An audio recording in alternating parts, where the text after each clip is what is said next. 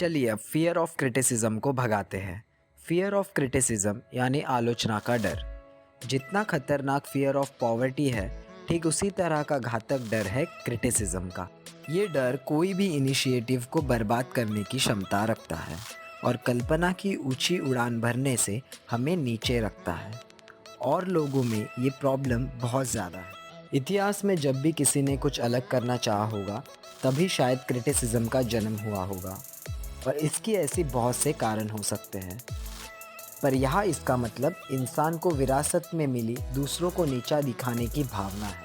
और ये तो बहुत इंटरेस्टिंग बात है कि अपने उपलब्धियों को छोड़ दूसरों को बदनाम करने में लोगों को ज़्यादा मज़ा आता है। हम देखते हैं कि कैसे इस फियर ऑफ क्रिटिसिज्म के इन्फ्लुएंस से लोग लाइफ के छोटी छोटी बातों से डील करते हैं। कितना गलत जीने का तरीका है ये। लोग अपने पुराने बिलीव्स को क्वेश्चन नहीं करते। ये चीज़ सही है कि गलत, यही प्रॉब्लम है।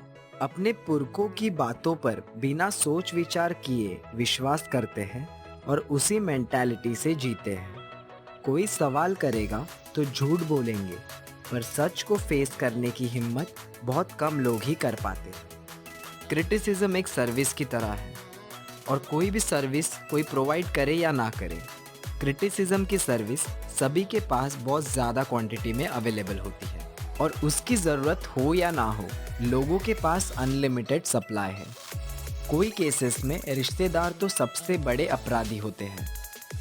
क्रिटिसिज्म को क्राइम घोषित करना चाहिए और रियलिटी में भी ये सबसे बड़ा गुनाह है। कोई भी ऐसे पेरेंट का जो आलोचना करके अपने बेटे के दिमाग में हीन भावना को जन्म दे। सही में जो ह्यूमन नेचर को समझता है, उसे ये पता होता है कि कैसे किसी को अपना बेस्ट देने के लिए प्रेरित करें, रचनात्मक सुझाव से, ना कि क्रिटिसिज्म से। और इसी तरह माँ बाप अपने बच्चे की परवरिश करें। एक बात हमें समझ लेनी चाहिए दोस्तों, कि क्रिटिसिज्म किसी भी इंसान के दिल में सिर्फ डर को जन्म देता है। वो कभी भी प्यार या अफेक्शन नहीं ला सकता। Symptoms of fear of criticism. Self consciousness. Nervousness इसका बहुत बड़ा एक्सप्रेशन है। ऐसे लोगों के बातों से ही डर झलकता है।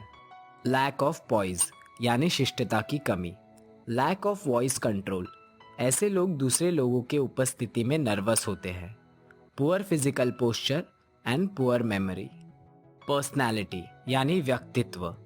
ऐसे लोग डिसीजंस नहीं ले पाते हैं। उनके पर्सनैलिटी का चार्म खत्म हो जाता है। बेचारे अपने ओपिनियंस देने से भी कतराते हैं। ये लोग फिर प्रॉब्लम्स को डायरेक्ट फेस करने की हिम्मत नहीं करते। सुमड़ी में पतली गली ढूंढते हैं। बिना सोचे समझे ही लोगों की बातों से सहमत हो जाते हैं। इन्फीरियरिटी कॉम्प्लेक्स यानी खुद को हीन या यूजलेस समझना। ऐसे लोगों के मुंह से निकलने वाले शब्द और उनके एक्शंस सिर्फ और सिर्फ अपने इन्फीरियरिटी के फीलिंग को कवर करना रहता है। ऐसे लोग सिर्फ लोगों को इम्प्रेस करने के इंटेंशन में रहते हैं। सच्ची दया आती है ऐसे लोगों पर। लोगों की सिर्फ नकल करते हैं, उनकी तरह कपड़े पहनते हैं, बातें करते हैं, औरों जैसा बर्ताव करते हैं, इमेजिनरी अचीवमेंट्स बताते हैं। लोगों को इम्प्रेस करने के चक्कर में अपने क्षमता से ज़्यादा खर्चा करते हैं। Lack of initiative. ऐसे लोग सेल्फ डेवलपमेंट या आत्म उन्नति के हर अपॉर्चुनिटी को रिजेक्ट करते हैं। अपने ओपिनियंस एक्सप्रेस करने से डरते हैं। उनको खुद के आइडियाज़ पर विश्वास नहीं रहता है। अपने से बेहतर लोगों से मन में कपट रख के बात करते हैं। इनके बातों में और कर्मों में सिर्फ छल ही छल होता है। Lack of ambition. मेंटल और फिजिकल लेजीनेस यानी आलस इसकी वजह है।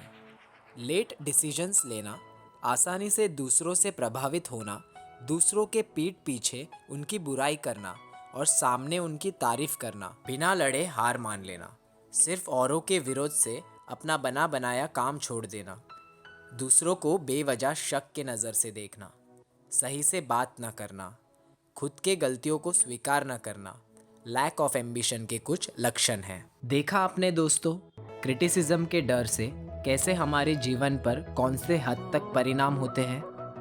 है कि नहीं ये सबसे बड़ा गुनाह। असल में किसी को कोई हक नहीं बनता है कि किसी को सिर्फ नीचा दिखाने के लिए क्रिटिसाइज करा जाए। भगवान ने हम सबको एक जैसा ही बनाया है, कोई भेदभाव नहीं किया है। तो क्यों हम औरों को आगे बढ़ने से रोकते हैं? किसी को आगे बढ़ने में सहायता करने से अलग ही खुशी होती है दोस्तों। किसी का तिरस्कार करना बहुत ही गलत बात है। बीमारी है बीमारी। हाँ, अगर वो इंसान ही ठीक नहीं है तो उससे दूरी बनाइए। क्रिटिसिज्म के डर से ऊपर उठिए दोस्तों। हमारी लाइफ बहुत वैल्यूएबल है, इसे दूसरों के हिसाब से मत जिए। जो काम सही लगे उसे करिए। आप अच्छा करो या बुरा, लोग हमेशा ताना कसेंगे और उनका तो पता नहीं, पर आपकी ज़िंदगी खराब होगी। खुद पर भरोसा रखिए, अपना जीवन शान से जिए। अपने कमियों को पहचानिए, उन्हें सुधारिए।